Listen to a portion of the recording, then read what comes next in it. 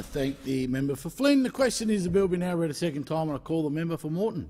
Thank you, Mr Speaker. I know, Deputy Speaker, I know you have a passion for cars, but I'm, with your indulgence, just going to acknowledge the many truck drivers that have made the journey to Canberra for this road safety remuneration repeal bill discussion, and also those that might be listening on the radio. Although I think if you're doing a long distance haul, listening to Parliament might actually be a dangerous thing to do, because it could make you doze off. So thank you for those that have taken the time to be involved in this political process. It is a privilege to serve my constituents of Moreton in this House, and I do take that privilege very, very seriously. But there are some issues debated in this House that are so important to the everyday lives of people in Moreton and people around Australia that I sometimes wonder who the people on the other side of the debate are really representing. This is one of those debates, because the safety of our roads affects every one of my constituents. It is an issue that crosses all socio-economic divides, all cultures and all age groups. Moreton and the southern suburbs of Brisbane is a transport hub. We've got the Acacia Ridge goods yard bringing with the standard gauge rail line going all the way through to Perth, and then trucks converge on that node.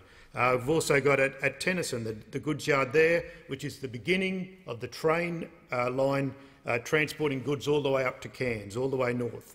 And then just next door to that, at Rocklea, we've got the Brisbane markets, where trucks come in from all around Queensland, all around Australia, and then trucks go out to service taking the fruit and vegetables.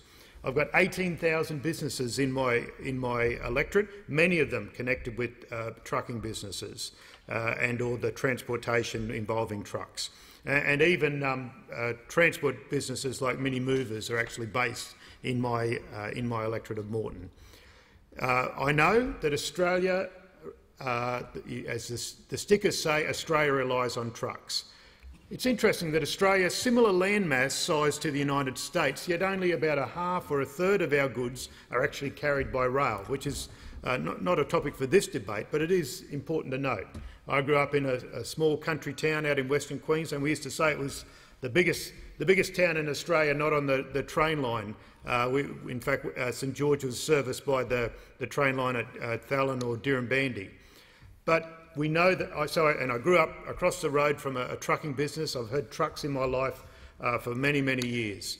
So it was sad to see those statistics where 25 people died on our roads as a result of heavy vehicle accidents. We know that it is a dangerous business. We know that people who drive trucks do so and have to be alert all of the time. They're in charge of big pieces of equipment, often with tight timeframes and tight budgets. Just yesterday, 4 people killed in a horrific crash between a car and a truck. And we know that fatalities for the trucking industry are 12 times the national average. That's why, when Labor was in government, we did something about trying to make this safer for all Australians, and the Road Safety Remuneration Tribunal was introduced. We know that there was a problem, so Labor, in consultation with the trucking industry and the union movement, but in consultation with the trucking industry and the stakeholders, did what we could to fix it. Labor established this tribunal to specifically stop accidents which spread so much death and injury. And I've been lobbied by people in truck stops in my electorate. Just down the road from my house, I have the truck stop that sells more diesel than any other service station in Australia. Went in there once. I remember being lobbied by a bloke who wasn't connected with the TWU, but was upset by one of his friends dying in the trucking industry. So I know that this is personal in the place that I represent. The Road Safety Remuneration Tribunal does good things. I know that those opposite are doing their best sometimes to politicise this. I think we've had one speaker refer to it as if they are doing evil work. And we've seen the Prime Minister try to politicise the process where he's trying to destroy this tribunal. Why? Because it made a ruling that the member for Wentworth doesn't like. So what does he do? Rather than say, all right, well, let's hope the next decision, like in a game of footy, that the next decision goes our way, instead he wants to kill the tribunal. He takes out the umpire because he didn't like the call that the umpire made. When I played footy, I might have been upset with the referee, but I didn't sack the referee if I lost a footy match because of their decision. In a court of law, if you don't like the decision, you can appeal it, and an independent arbiter or the higher court will review it. When you have the judgment from the highest court, then that is the final decision. You don't dismantle the courts and cloak it in populism because you don't like a decision. That's a step down the road towards fascism. This is a worrying decision of the Turnbull government here today.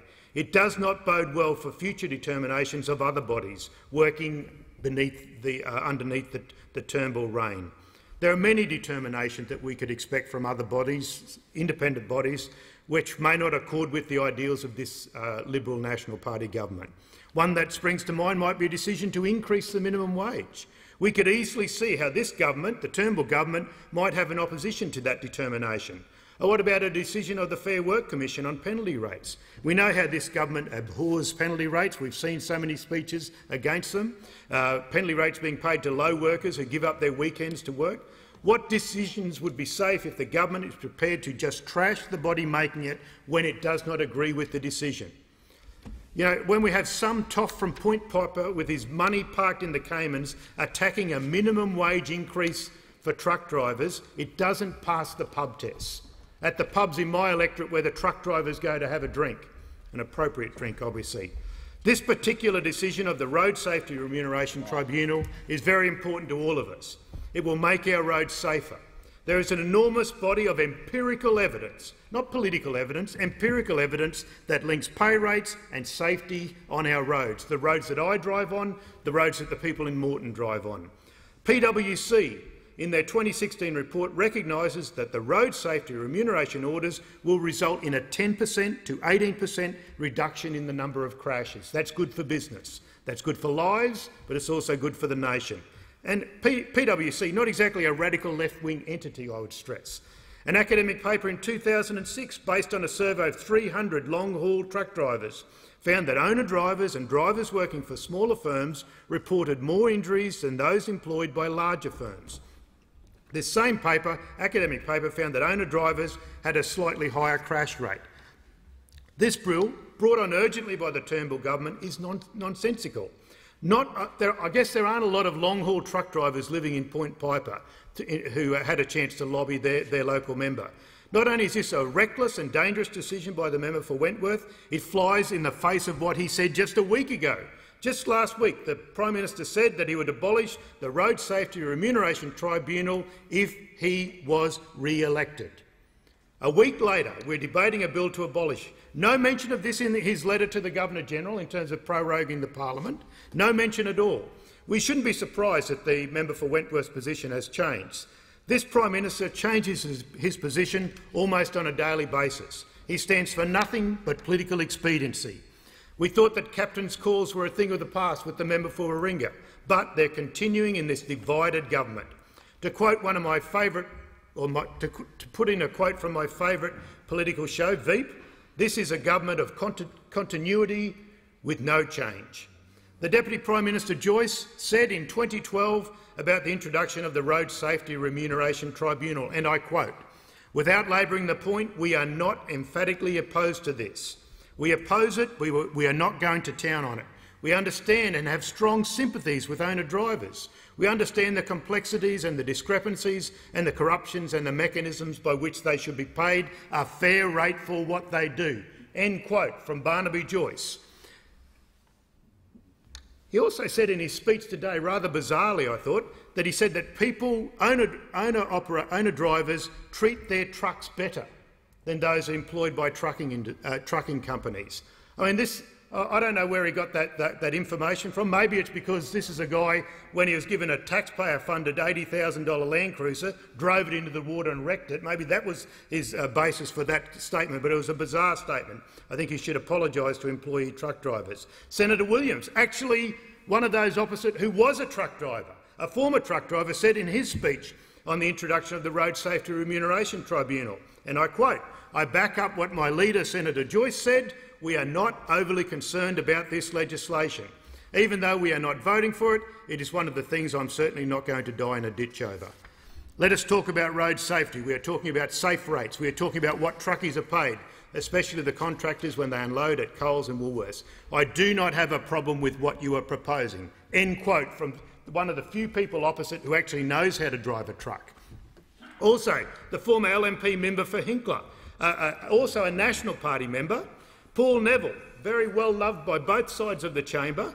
He chaired the committee which reported in October 2000 on a lot of these issues. He said in his report, "When you get to a point where no one is responding properly to these manifest inefficiencies in the transport industry, you can understand why a section of the industry is asking for a tribunal, so that at least someone independent can say what is a fair thing.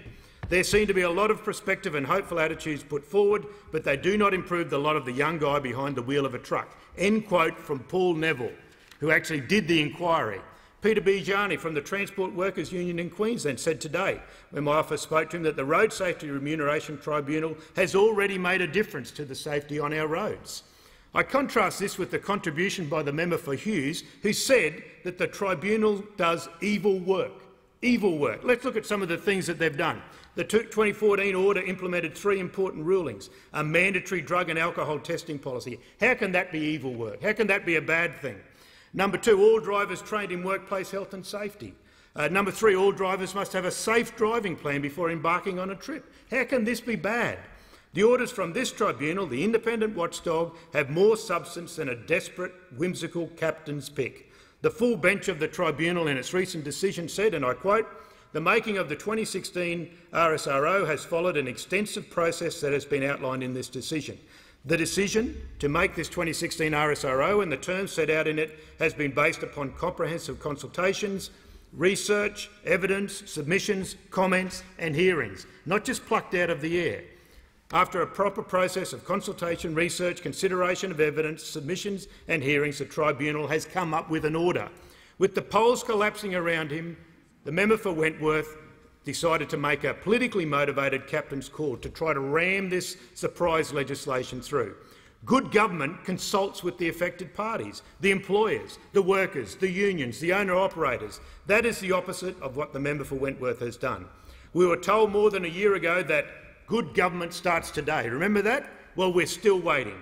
If the LNP gets its way, the Road Safety Remuneration Tribunal, I say that deliberately, I'm not going to say RSRT, because they cannot say the full title. They've been told not to. The Road Safety Remuneration Tribunal will be abolished and the roads will be less safe for all of us. The truck drivers, the other road users and pedestrians, the people of Moreton are going about their daily business.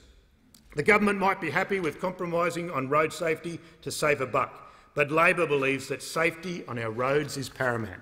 Labor believes that it is unacceptable to have people dying on our roads because our truck drivers are overworked. Labor is happy to have discussions with the government about a sensible compromise around the pace at which the new minimum conditions are rolled out. The member for Gorton has already stated that. But why throw the baby out with the bathwater? That is not the decision of a sensible, consultative government. The Prime Minister might be participating in great photo ops with truck drivers and their rigs, but he actually, I believe, fundamentally doesn't care about truck drivers and what their remuneration is. He's doing what he thinks is the politically best option for himself. Just like his photo series on public transport, I think it's called Selfies Near Poor People, he's taking advantage of a political situation. This week we're seeing the real Malcolm Turnbull, a bloke prepared to spend taxpayers' money to recall Parliament to debate legislation that a week ago he says he'd deal with after the election. Now he says is of great importance. It is of such great importance that Mr Turnbull and his government just a few weeks ago voted against debating one of them, and the other, which has already been rejected 3 times by the Senate, and it was no longer even in the Parliament. The only thing the member for Wentworth values is power. We've seen that. He took power from the democratically elected member for Warringah, and now he's doing all he can to manage and control this divided party opposite. He's shown this week, the member for Wentworth, that he'll do and say whatever it takes to make that happen, to cling to power, even if it means that it puts people at risk who are using our roads. I'd ask those opposite to try and remove the politics from this situation. We know that this floor, FLOOR, can be well below the enterprise bargaining rates. Let's remember that. Sometimes it's a complicated process, but sometimes it's above the award rate, sometimes below the rate, depending on the distance being travelled. Do not listen to the political spin coming from those opposite. This is an attempt to abolish an independent umpire rather than sitting down dealing with stakeholders and doing the right thing by this nation. I thank the member for Moreton. The question is the bill be now read a second time, and I call the member for O'Connor. Thank you, Mr Deputy Speaker, and I rise